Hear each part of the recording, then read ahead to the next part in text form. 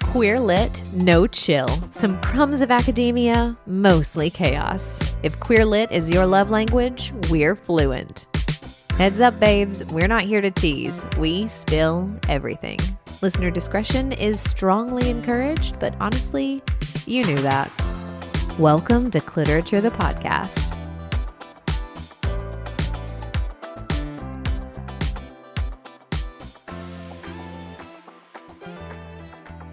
All right, guys, it's our first episode. We're talking about Delilah Green Doesn't Care, which is Ashley Herring Blake's first adult novel that she wrote in 2022. It was published in 2022. Right. It's part of the Bright Falls series. There are 3 books in that series, and they're all fantastic. So if you haven't picked up the other 2 after you've read Delilah Green, go ahead and do that. Keep going. Yeah, so good. It's about Delilah Green, and she gets booked to be her stepsister's wedding photographer, estranged stepsister. Very estranged. Yeah, and so she's going home to her hometown, and it's all about all of the hijinks that happen when she gets there. The other point of view, because it's alternating point of view, is Claire, who is our bisexual bookstore owner. We stand a bisexual. We stand a bisexual, especially if they are a bookstore owner. Facts. Because we love books. She's fantastic. She's a mom, and it's all about their interaction and, you know, like Shenanigans. Shenanigans. Who doesn't love a shenanigan? Everybody loves a shenanigan. Also, should mention Claire is her stepsister's best friend. Oops. It's a lot of fun. So it's like it's not an enemies to lover. It's more of like a friend of my enemies to lover. Right, because Astrid and Delilah do not jihad. No, absolutely not. No. Also, shout out to Kristen DiMercurio, who narrated the audiobook version of the entire Bright Falls series. She could read a phone book, and I'd probably buy that. So yeah, she has a fantastic voice. Yeah. And I love that I have listened and read all 3 of the books, because I will listen during the day and read at night when, you know, my wife and kid are going to sleep. Anyway, I read on my Kindle at night, but when I listen, she has such distinct character voices for every single character, and it carries over throughout the entire series. Very, very on point the entire time. Oh, yeah. Keeps it the same. And I listened to it not long after it was released, and I honestly had to like stop it in traffic because I almost rear-ended someone because I got a little too distracted during the little spicy scene. Yeah, so, spicy scenes are great. Just a little disclaimer, if you're going to listen to it in the car, be forewarned. So listen or read. We love Ashley Herring Blake. Yes. We actually got to attend a book signing for her new book, Dream On, Ramona Riley, not too long ago, which is where we snagged the title for this episode, Who Doesn't Love a Messy Bitch? Who doesn't love a messy bitch? Everybody loves a messy bitch. Everybody does, because she was talking about Delilah, and Delilah is, as you'll find out, a little bit messy. We're all a little messy, but I really enjoyed the way that she talked about her characters and the way that she writes her characters, because she was talking about how she cannot write a character until she figures out their trauma. Like, we all have trauma, and most of the decisions that we make every day are based in whatever has hurt us. And so she was like, what hurt you? You know, like, who hurt you? Once she figures that out, then now it's I'm really write a book easy, about it. right? Like, who hurt you?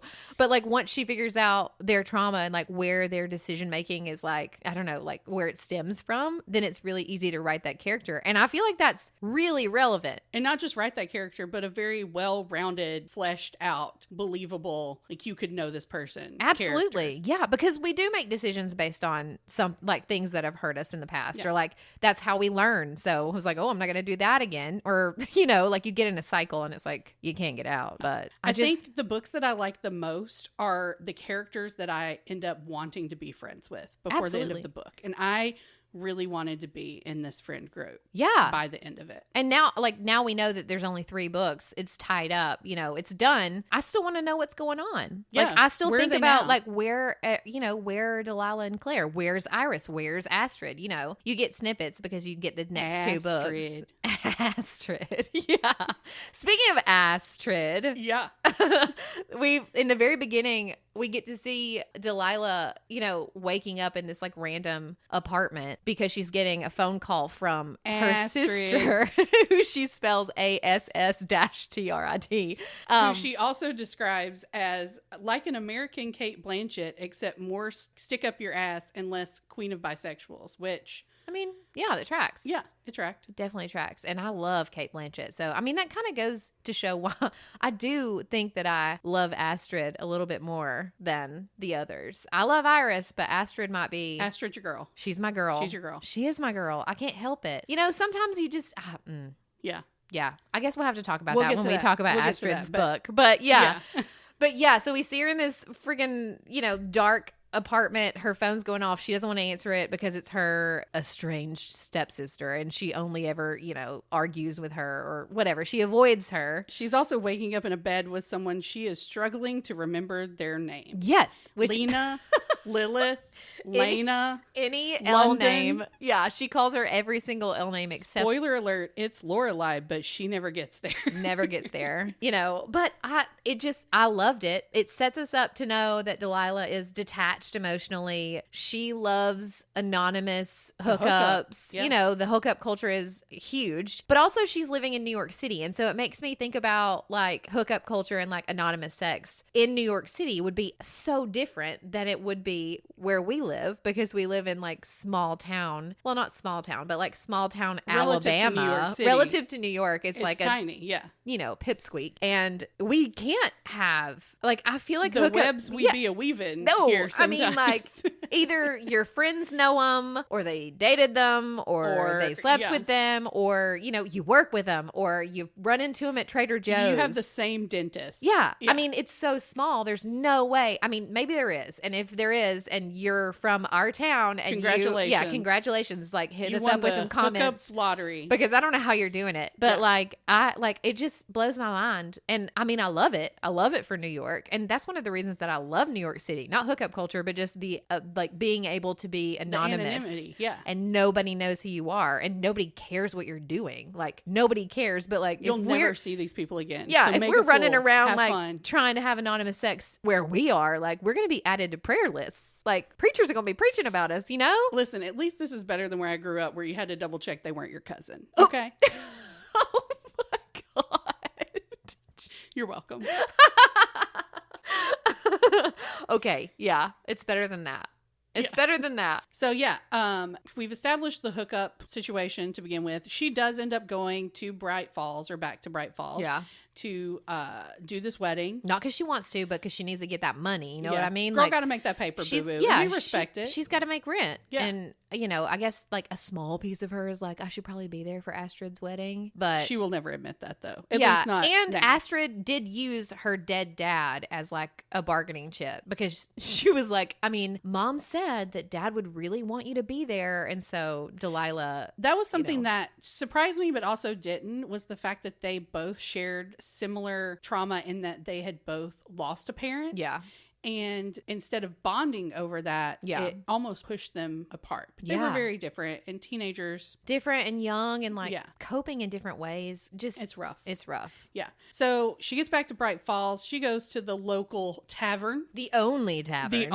Stella's. Stella's. That sounds like a hootin' good time. It does. We have a Stella's in town, but our Stella's is a lot different than this Stella's. Much different. No sawdust on the floor. No, I picture it like a honky tonk. That's what I picture absolutely. Because it says that it smells like stale beer and like cheap perfume. Yeah. Which honestly sounds like there's someone with a lot of blue eyeshadow line dancing in a corner. Absolutely. I guarantee you. I mean, I would be down for that. I want to visit that place. Oh, absolutely. It doesn't exist, but I'm sure it exists somewhere. If they have a karaoke night, I'm there. Oh, we're there for sure. 100%. Yeah.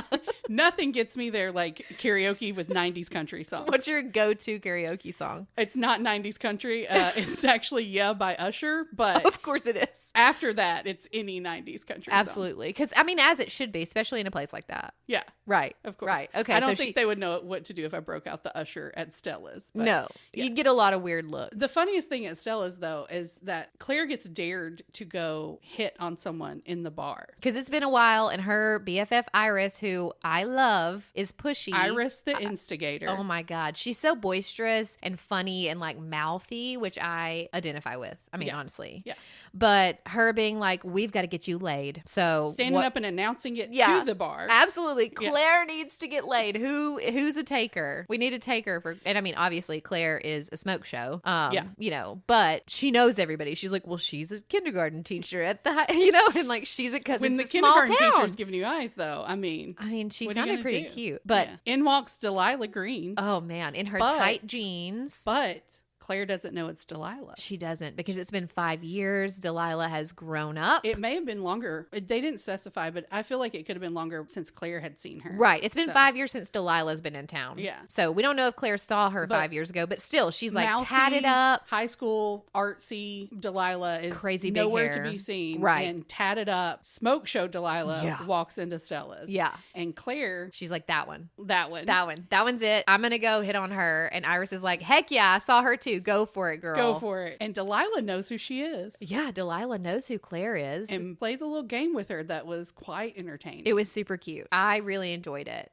Part of me kind of wished to see where that had gone. But just like you'll see throughout the rest of the book, here comes Astrid. Astrid just interjects at the worst moments ever. But yeah, so they have their cute little meet cute and they're flirty. And then Astrid butts in and Claire's like, oh my God. It's your stepsister. It's Delilah. I've been hitting on Delilah this whole time.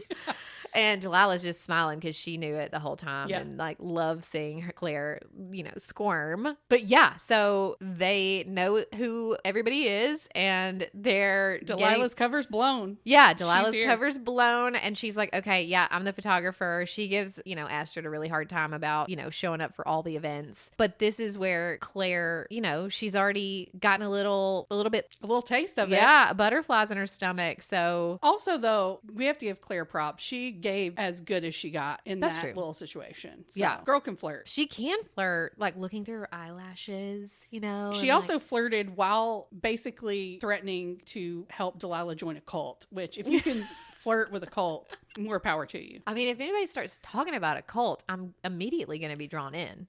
And they're going to brand a unicorn on my ass? Yes. Sign me up. Let's go. Whatever you want to. Yeah, I'm down. I'm so down. I do think that it's funny later on when they get kind of farther into the wedding activities. Yeah. And we meet Claire's daughter, Ruby. Yeah. Claire talks about how she often thought about Delilah while Ruby was growing up because Ruby's artsy and a little bit different and kind of likes to be in her head. And it reminded Claire a lot of a young Delilah. Right. And I think that was really, really sweet for one thing, but also kind of showed that I think out of the three, out of Iris, Astrid, and Claire was probably the one that was most observant of what was going on when they were empathetic. kids. Like actually cared. I know it talks about Iris making jokes and calling her the ghoul of Wisteria House. Right. Because she was just quiet and like always around the corner or like watching them play or like hang out. Something. Yeah. Because, you know, kids are kids and they're going to make fun of things that are different. Yeah. But it does talk about how Claire would like ask her if she was okay or like, you know, offer her a cookie, like or whatever. Offer to include her in whatever. Yeah. Yeah. Just like more empathetic about her being left out, which, you know, tracks when she has a daughter that is a little bit different. Yeah. That she would see that in her. And I kind of felt a little bit of the same, you know, growing up, being artsy, being a little bit different, especially in a really small town in the South where being different in any way, especially queer, was not so much kosher back then. Yeah, for sure. And so I think to have someone kind of see that in you when you were a kid, especially if they were an adult, could really make a difference. And we see that when Ruby and Delilah meet for the first time. And from then on out, their interactions throughout the book are so sweet and heartwarming. So sweet. A couple times brought a little tear to my eye. Yeah. With them bonding over their art and Delilah offering Ruby a chance to draw her a tattoo. Yeah. And teaching her how to, teaching her how to take photos, because I feel like there was a definite moment that it talks about after she has been trying to teach Ruby how to take photos and Ruby is asking her to go on the camping trip. They share a hug. It says that the girl like hugs her and you can just, as you're reading, like see Delilah freeze because she's not used to that kind of intimacy with anyone. So the fact that Ruby's just so grateful that she's been spending this time with her and giving her that attention in is so sweet. And then it says something like decades of anxiety leaves Delilah's body. It and basically she healed her own it's trauma with that interaction. And I also think that, for me at least, part of what I strive to be as an adult and as a queer out adult is to be the person that I needed when I was a kid, when I was growing up, when I was figuring out my sexuality and just figuring out the world as a teenager, which is a trip. And I really strive to be the adult that I wanted in my life for all the kids that are in my own life. And so to see that written on a page was really inspiring. Yeah. I mean, if you could hug yourself as a child, if you could go back as an adult and be like, I understand everything that you're going through, and I'm just going to wrap you up and let you feel safe. And tell you it's going to be okay. And tell you that it's going to be okay. It's going to get better. Yeah. I mean, I feel like everybody would pay money to do that. Well, I am. It's called therapy. It's called therapy. Yeah. I am paying money to hug my small child self. My inner child. Yeah. Basically. To hug my inner child for sure. Oh my God. Yeah. We just didn't like growing up. I don't think we have to talk about how old we are on this podcast, but growing up, we didn't have as much representation in media. Oh, for sure. As we do now. I feel like there are so many more books, so many more like movies, TV shows that you can go and watch if you want to see yourself represented in movies and, I remember media. walking into the bookstore because I spent a lot of time in bookstores as a kid. And I remember walking in, every time I'd walk into a bookstore, I would try to find something queer. Yeah. Anything. I could get my hands on. Yeah. Most of the time it was in a self-help section somewhere. Yeah. It wasn't great. It was like how parents talk to their queer children. But there wasn't like that. Real fiction on the shelves at a bookstore. And I remember the first time, it was a couple of years ago, I walked into like a Barnes and Noble. Yeah. And there was a whole section of queer books. Yeah. Like queer fiction. Yeah. Everything. Anything you could want now, you can find it. Just like my heart exploded. Yeah. Because I was like, we've come so far, and I'm so happy that kids growing up nowadays have more access to seeing themselves represented. Absolutely. I mean, media. when I was in college when I came out. I was a late bloomer. I think I was 20, 21. No, I was definitely 21 when I came out and started dating women. Oh, slow down, Grandma. I know, right? I feel like that's a late bloomer. I like looking back, I was obviously queer AF, like younger, but I was raised in a small Alabama town. Like there was nobody that looked like that weren't absolutely ostracized. Yeah. But, you grow up, you go to college, and you're like, fuck it, I'm going to do what I want. Here's the world. I feel like this is what I need to do. So I'm going to do it. And I remember making my male straight roommate watch all of the L Word with me because that's all that there was. Like there was nothing else. And I was like, I don't know how to hit on a woman. That's not all there was. That's all I thought that there was. There was fan fiction. You just hadn't found it yet. That's so true. Because that's where, while you were making him watch the L Word, I was in my college dorm room at the all-girls Baptist College. Rereading every bit of sapphic fan fiction I could get my hands on. I feel like the fact that you went to an all-girls college just leans into your queerness. Like, I feel like that's just like another step on the ladder to where you are now. I didn't think that through all the way when I was I'm going to go to this all-girls college and be a good little... So good. A good little Southern religious girl. College. Religious college. Oh my God, yeah. Woo. Mistakes were made, but were they? Oh, but were they? Yeah. But the hours I spent in my dorm room reading Buffy fan fiction, Willow and Tara specifically. That's so sweet. Just hundreds of hours. I probably would have had a higher GPA if it wasn't for fan fiction. I should have wrote my dissertation on fan fiction. You should have. Or my capstone. There's still time. There's still time. Go back. The world needs that. Right. For sure.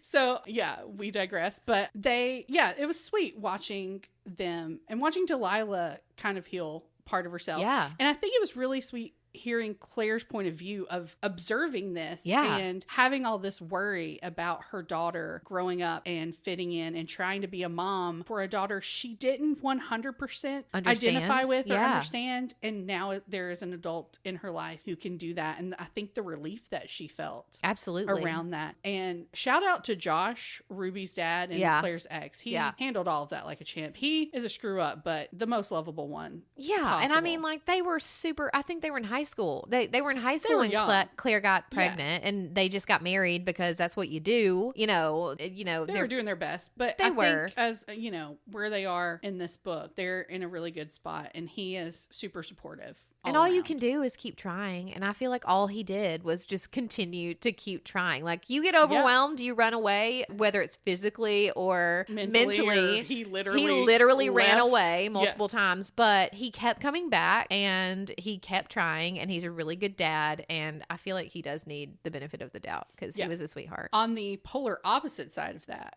we have Spencer. Oh, God. Spencer. Astrid's fiance, who the only one who could probably top Astrid and her mother, Isabel, who we haven't gotten to yet, is Spencer, or as my favorite character, Iris, refers to him, shit boot. Shit boot. Yeah. Really any any article of clothing. Shirt, shit shoe. Yeah. No, I love that. Shit boot. Yeah. Shit boot really takes the cake. And at one point they kind of band together, Claire and Iris and Delilah, to break up this engagement because they see clearly that Spencer is not a good guy for Astrid. Well, I mean, let's talk about Astrid for a minute. Yeah. Astrid, it says that she's uptight, which is true, but if you know her mother, then you understand why she's uptight. She comes by that 100% honest. She's like, we talked about the fact that her dad passed away and she had to kind of fill a void when it came to her mom because all of her attention went to Astrid. And that woman has a lot of attention. She has a very detail oriented, but she was very much a character that you could see immediately was much more interested in appearances and not so interested in reality or like emotions or like how you're feeling about it. If everybody thought that you were okay, then you were on okay. The back burner. Which is not okay. Appearances have to look perfection. Yeah, perfection doesn't exist. And this was a dream marriage to Isabel. Right. It was everything on paper was absolutely perfect. He was a dentist, right? Or like a doctor? So, yeah. I think he was a dentist. It doesn't matter. That shows how memorable he was. Yeah, he just sucked in general. But he was a dentist. He had a really great career. Everybody in town liked him. He was good looking. He wore like designer clothing. He drove a nice car. He wore fancy sneakers on a camping trip. Which is ridiculous. But yeah, this guy really, really sucked. And the friends obviously saw that, hated that, but didn't know how to tell Astrid. Because how do you tell your best friend that, hey, this guy that you say you're in love with and are marrying and going to spend the rest of your life with, we hate him. A shit boot. Yeah, we hate him. He's a shit boot. We don't want anything to do with him. I don't know. And they know how important it is to Astrid to make her mother proud of her. And nothing is making her prouder than this marriage. This guy. Yeah. That's such a hard place to be in. But we get to see Astrid's character arc throughout the book because she slowly gets there. Yeah, she gets there. She understands and it's not even the friends that make her come around. She sees it on her own and makes that decision on her own and then confronts her mom about it. Yeah. Which is a huge turning point in the book for not only Astrid, but also Delilah. Absolutely. Because their stories are very much intertwined as far as dealing with Isabel and the fallout of being in such close proximity to her your entire life. Yeah. So as much attention as Isabel puts on Astrid, she put no attention onto Delilah. Right. Except to treat Delilah like she gets in the way. Yeah. And like that, stepdaughter, she's the iconic stepmother in Cinderella, you know? For sure. Poster child of evil stepmothers. I do think, and not to take up for Isabel because she is garbage most of this, but I do think that it would be tough to have this reminder of this husband that you lost there. And just not the first husband that she's lost. No, this was the second husband. Yeah. But now you have this reminder, and it's a teenager that you don't understand. Again, she was, kind of artsy and out there, and the exact opposite. The epitome Isabel, of black sheep. For sure. Yeah. And dug her heels in on that too. Like she wouldn't wear the dresses. She wouldn't go to the cocktail parties. She wouldn't go, and then there's Astrid who's like this perfect child that's going to do anything that she can to make her mom proud. And Delilah's like, no thanks, I'll be at home. It's cool. Peace out. Yeah.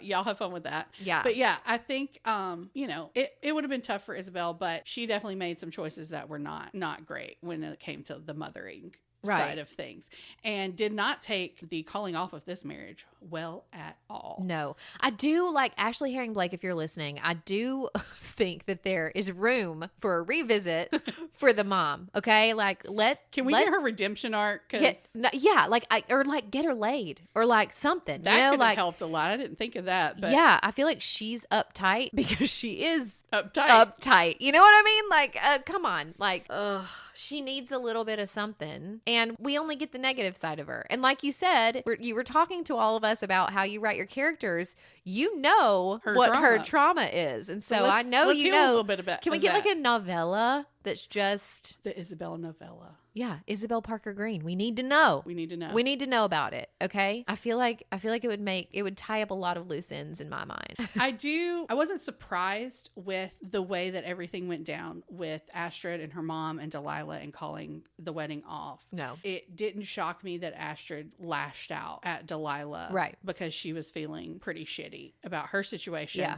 And that's how she literally found out stumbles in and that finds Claire and Delilah together making out in her childhood bedroom. Yeah. Which is a little awkward. Reading her journals. Reading Astrid's journals. But that gave her insight that she didn't know, and we needed that growth moment, or they never would have been able to full circle come back together and like be sweet sisters. Those journals were Delilah's awakening into Astrid's point of view of this entire childhood and them growing up together, and how it really shows how two people in the exact same situation can have two completely different experiences. Two very opposite experiences. Right.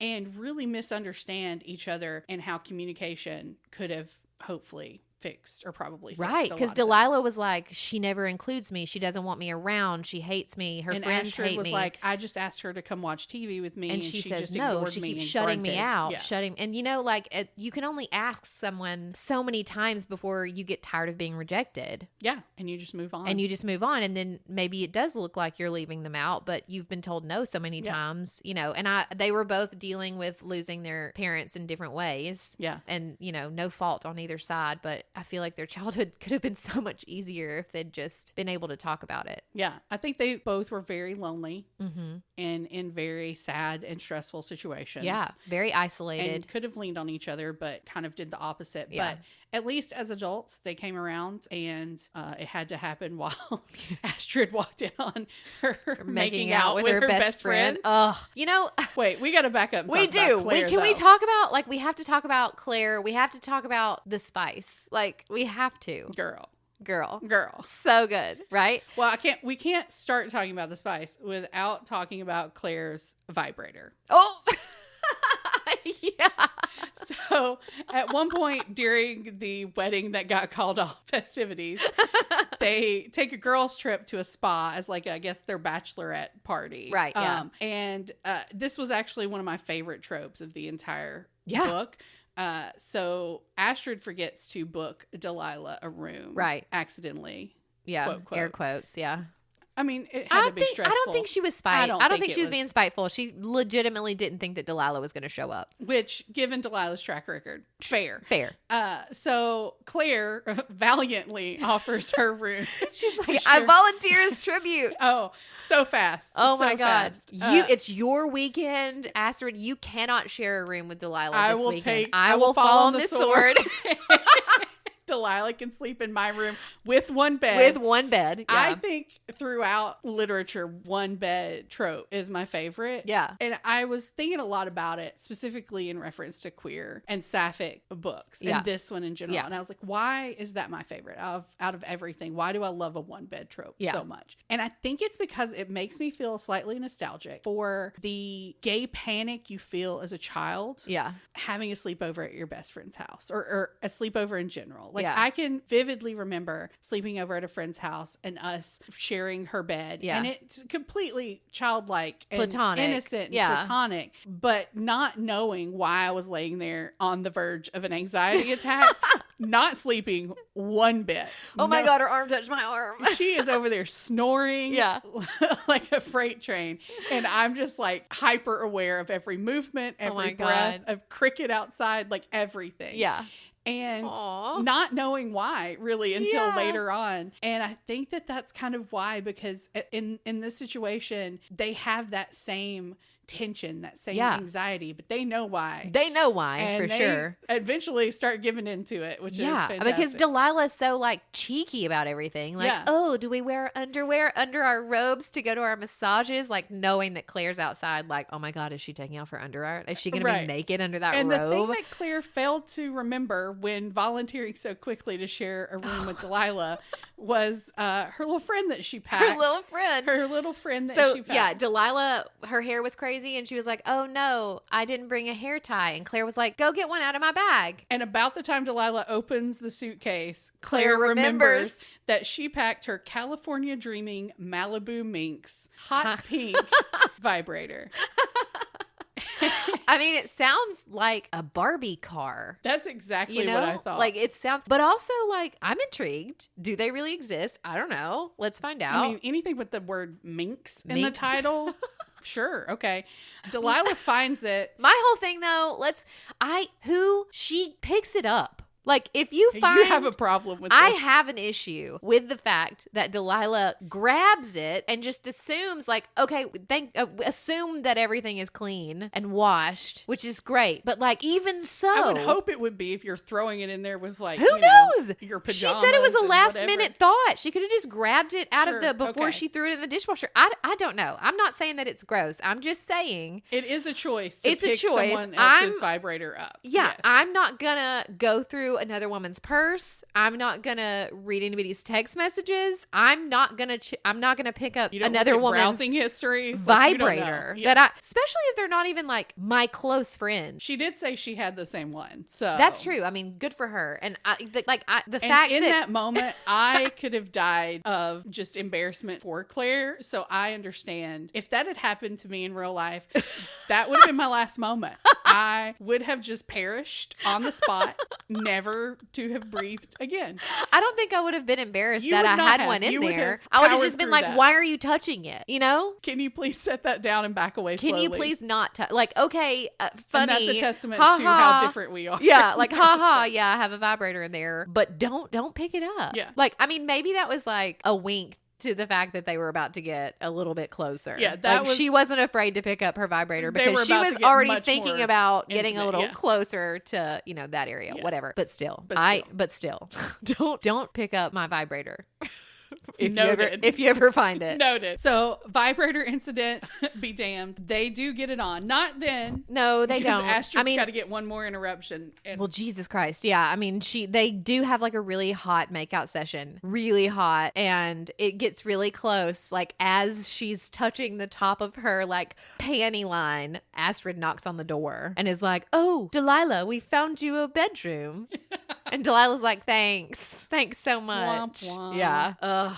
So whatever. You did really like how Delilah was so positive about Claire and her insecurities. I did. In that moment. Yeah. Well, when they actually finally sleep together, there's a whole moment of embarrassment and like insecurity with Claire when she finally takes all of her clothes off, that she is like thinking about covering her stomach, or like she even apologizes for how big her boobs are. And I'm like, never say you're sorry. Like, never apologize for that ever. Yeah. Number one. But that's exactly how Delilah reacted too. She was like, they're perfect. But you should never apologize for your body. It's never, your body. never. And like perfect. The insecurity of, she's like, I've had a kid and my body is not the same as it used to be. And I have stretch marks. And, she had that moment. But in that moment, Delilah made her feel so sexy and was like, no, like moves her hands. Don't cover your body. Let me look at you because you're absolutely glorious. Like the epitome of woman. I love it so much. Every single bit of it. Yeah. Which, I mean, I understand insecurity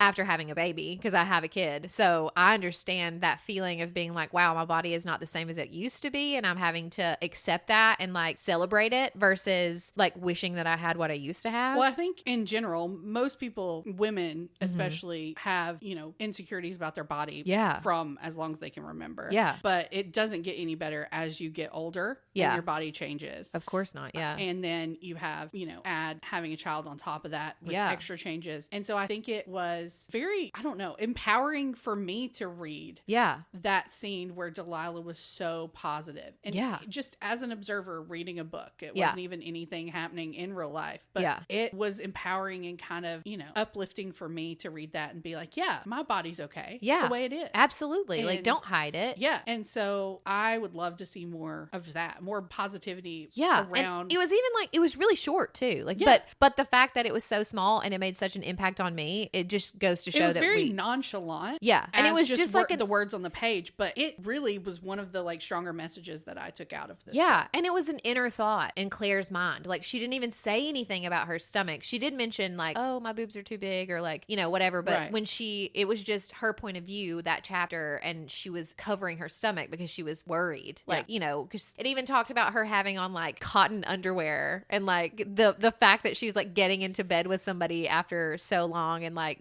just thinking about all the idiosyncrasies that go along with like sharing yourself with somebody and the vulnerability that comes along with like when it has been it's been a minute, but also it's a new person. And then you've got Delilah Green, who's like freaking a goddess and like tatted up and like fit and like she's got on smoke and show. she's like what it was like lavender lacy underwear or something. And then she was like, of course she does. Of course she does. Underwear. Of course they are, because she's laying there in her like white cotton undies because she has done laundry. Fruit of the loom. Yeah, exactly. But I love that because it just makes them more real. Yeah. It was such a real moment that I really enjoyed being, a fly on the wall for. Yeah. I was very like happy that also was the that scene was like an entire chapter. Wow. Thank you, Ashley Herring Blake.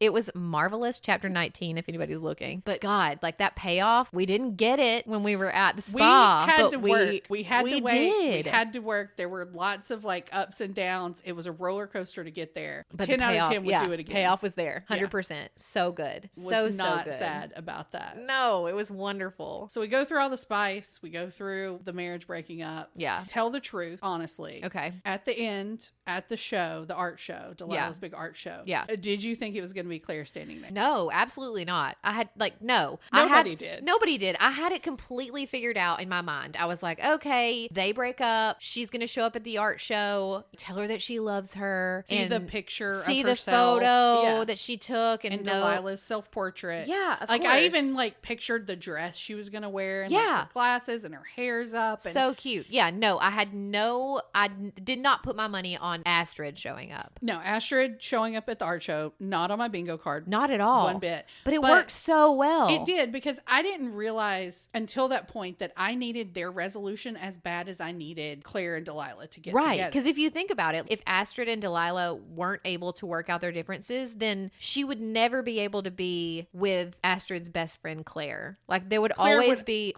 sweet Claire would always have a problem. Yeah, she'd be stuck in the middle. There'd always be a stumbling block there. But I think also it shows Astrid's growth at this point, to where she realizes that they were both guilty. Yeah. And both is at fault in their separation and relationship to this point. And this is her olive branch. Yeah. And Delilah takes it. Yeah. I mean, she even mentions, I've invited you home for Christmas. I've invited you home for all these holidays, but I've never, ever come to visit you in New York. Yeah. This is the first time that I've come to visit. And that was huge. I think that was really huge. Yeah. And I loved them talking about the time that they spent together. Delilah describes the time that they spend together in New York, and that they talked really for the first time. And so again, where are they now? I would love to know where their friendship and how close they are grew after this. But that was the step that we needed to get to Delilah and Claire and the big reunion. Yeah, it was so good. It was so good. It was so much better than her showing up at an art show. Like that would not have been, God, I love it. Like her showing up at the art show would have been like this big grand gesture. Right. And I think the way that Delilah did it, where she's just sitting in the bookstore with these photos that she has taken of all of these people that Claire loves. Right. And taking them through her eye of also growing to love these people at the same time. It was a big moment, but it felt so like soft and intimate. Yeah, very intimate. Not this huge grand gesture that I thought was going to happen, because Delilah is and also big Claire, and loud, and like Claire even talks when they have this whole reunion. Claire, she's still thinking about what would be best for Delilah the entire time. She's like, my life is here. Ruby is here. Josh just built a house. Like I'm here in Bright Falls, and this is a small town, and you in your photography and like your career, and like I know you don't want to be here, and so Delilah is just like smiling and shaking her head because she has no idea. She's like, Claire, you know, like, I'm coming here for I'm you. coming here for you. I am choosing you. Don't you see that I'm choosing you? Oh my God. Just like the best. Can I read? Yeah. Can I read what she says? Because it was so, It's okay. wonderful. It was so good. Okay. So they're in the bookstore. They're in the leather seats. She's just shown her all of the photos. Claire's already choked up and Delilah says, this is what I want. Delilah said, my whole life, this is what I've wanted. A best friend, someone who gets me, who accepts me, someone who fights like hell to get me to see that they love me, someone who lets me love them back, someone who's so goddamn beautiful she makes my toes curl, someone who calls me on my bullshit, someone who makes me laugh, someone who makes me look at her like this and looks at me the same way, someone who's my home. It's just so good. Like, it's just tears. Oh my God. I mean, I might have teared up. Yeah, probably. I might have. Yeah. I needed that. I want, like, That's also not what I would have expected from Delilah. It makes perfect sense when you read it. But the Delilah throughout this book has been gregarious and a troublemaker. And for her to just be like, you're my home. And I'm going to lay everything down and figure out my life to fit into yours. Right. Not you fitting into my life. Right. And like, I want you, whatever that looks like. And like, I mean, it's just so good. It's so good. And also, does Delilah Green care? Yes. I feel like this definitely shows us. Like, we're set up from the beginning to be like, Delilah Green doesn't care. She has anonymous sex. She doesn't know. She's going to hook up. She's going to like tip over the champagne glasses. She even like halfway made a bet with Astrid that she would sleep with Claire. Yeah, as a joke. In the like really soon but into the book. Immediately, almost catches after feelings. that, I mean, she catches those feelings. Fast, because who wouldn't? Claire is marvelous. She's fantastic. She's fantastic. So yeah, I loved their reunion. I think the growth for all the characters. That was something that really stuck out for me too. The progression of Iris and Delilah's friendship, with Iris being when they were kids the most vocal about talking and making fun of Delilah, giving her that terrible nickname, and then halfway through the book she's slapping her on the butt with a water bottle and like leaning her head on her shoulder around the campfire. That was so sweet too. Their friendship was one of my favorite kind of side quests. Yeah, me too, for sure. God, we love Iris. We do love Iris. Read Iris's book and Astrid's book. They're all so good. I don't identify a lot with Iris as far as personality and all that goes. But you do get a very small snippet of Iris outside of the friend group being kind of like a stationary person. Like she makes planners. Yeah, she makes planners. Yeah. And one of my favorite quotes concerning Iris was, Iris got that gleam in her eyes, the same kind she got whenever she was working on a planner design or bought a brand new set of Tombow markers. And girl, same. You know I love a stationary situation. I know I you have do. a whole cup of Tombow markers on my desk at home right now. I know you do. Yeah. I mean, a planner. I'm already planning my planner for next year, and it's just June. Everybody's over here using like, I want to go to Stella's Google Calendar, and you're like still whipping out your binder. Oh, yeah, I've got it's so analog cute. all day over here. I just want to sit in Stella's and have a beer, drink or a whiskey, and talk planners and Tombow markers with Iris while Claire and Delilah slow dance in the corner. Oh my God. And Astrid's out there hitting on everything that'll stand still long enough because girl is free of Spencer. Yeah. Get rid of that guy. Yeah. For sure. That in my head, that's where they are now. Absolutely. I mean, and you get to see more of Claire and Delilah in Astrid's story and in Iris's story because like they are BFFs. Yeah. Which that overlap is absolutely scrumptious. Like I love it when characters from one book show up in another book, but they're not really part of the storyline. Yeah. It's fantastic. And Ashley Herring Blake does that so well. Masterfully. But yeah, like this book was so good and it felt good and it made me happy and it made me laugh out loud. And it, we do think about what the characters are doing. I do feel like I was friends with them and I do want to know what's going on with their life. I want to go hang out right now. Yeah. Let's go Stella's. I will say this book for me is the book that when people ask me for any sort of sapphic romance recommendation, this is one of the top ones. I'm like, if you haven't read this, start here. Yeah. There are so many good ones out there and we're going to cover all of them that we can. But this is kind of like, this is where you dip your toes in. I feel like it has a little bit of everything. It does. It's funny. It's serious. It's got growth. It's got trauma. It ticks all the boxes for me. And the spice, it's there. there. So good. So ratings Yes, overall. What do you give ratings. it star rating? I will give it a 4.5. I Same. want to give every book a 5. I'm like Oprah when it comes to star ratings. You are. I I'm a am. little I'm more like, you get one and you get one. I with my know, fives. but for real, we're talking about 4.5. real. It was so good. I'll read it again. I know so I will. 4 is low-key obsessed, and I would consider us both More than- high-key yeah, obsessed we're with this book. high-key obsessed, for High-key. sure. Yeah. So, 4.5 on the star rating. 100%. I'm with you. Yeah. Spice rating. I'm going to give it a 4.5 too. And I think that I'm not being generous. I thought that the spice was phenomenal and obviously written from a perspective of someone who understands spice when it comes to queer women. Correct. You know, like obviously this person has either done a lot of research or has been in these scenarios. Or has done a lot of research. Exactly. Wink, wink. Yeah. Yeah. And I love that because if I yeah. read something and I'm like, wow, that's just not, nothing will make me set a book down faster than if the spice is not believable. Right. And so, I give this one a 4 on the spice rating. Okay. It's very spicy. Yeah. Not safe for work Right. at all. Don't be reading over my shoulder when I'm on the treadmill at the gym. FYI, if we go to the same gym. Good to know. But I'm probably reading the same I'll be thing. reading some smutty stuff up on that treadmill. Just throwing that out there. But I give it a 4. The spice was definitely there. It was very good. Yeah. It was very spicy. For me, it, could have gone just a little harder, or maybe there could have been just a little bit more Okay. to get it to that, next level. Yeah. But I do believe it was fantastic. Yeah, I don't know if I've read a 5-star spice book yet. Yeah. Nope, I have. We're going to get there. I We'll get have, there. and I'm not going to talk about it Ooh. because we're going to read it. Just drop the big teaser. Yeah. Oh, I think another one you're We're talking gonna about. read it, and it's age gap. There's a hint, but Hint, yeah. yeah, but yeah, I have. I take that back. Delilah Green is not that, but it's really close. But it's really and close. also the authors are friends, so shout out. Shout out there. We'll get there. Yeah, we'll get you gotta there. Stay tuned for that. Stay tuned. Oh my God, we made it. First episode. Yeah, first one down. So many more That was to a go. journey. Woo! You guys don't even know. If only we had behind the scenes footage of everything Whoa. that went into this. Maybe one day. That's definitely a Patreon tier that you're gonna have to pay for.